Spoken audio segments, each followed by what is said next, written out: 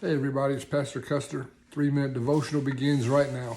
Ephesians 6 verse 10 says, "Finally, my brethren, be strong in the Lord and the power of his might. Put on the whole armor of God that you may be able to stand against the wiles of the devil."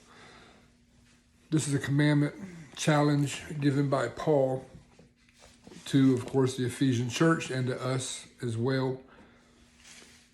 And it's something that if you're trying to do this in the flesh, if you're trying to live that overcoming life without the power and the Spirit of God in operation, you're going to be struggling with it.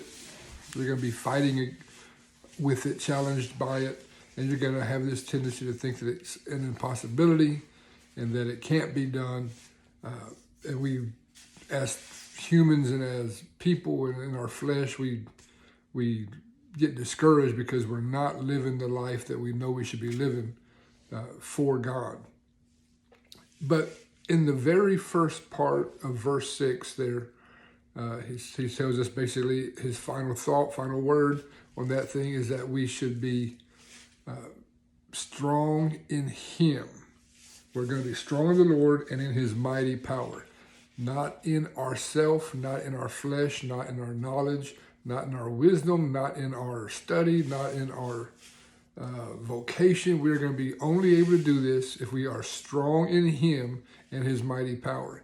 His mighty power is all you need to live an overcoming life over this world, over the wiles of the devil.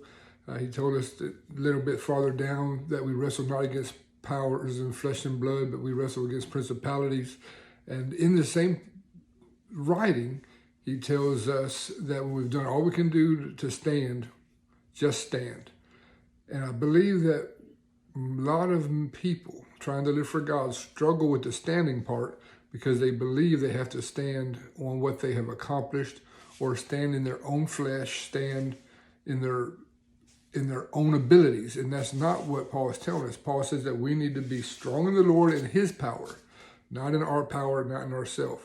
So I challenge you this evening that if you are struggling with this world, with the things that it has to offer, challenged with what decisions are being made, how you deal with this, how you deal with that, prayerfully seek after God and get his wisdom. It's his might that makes us strong, not our might.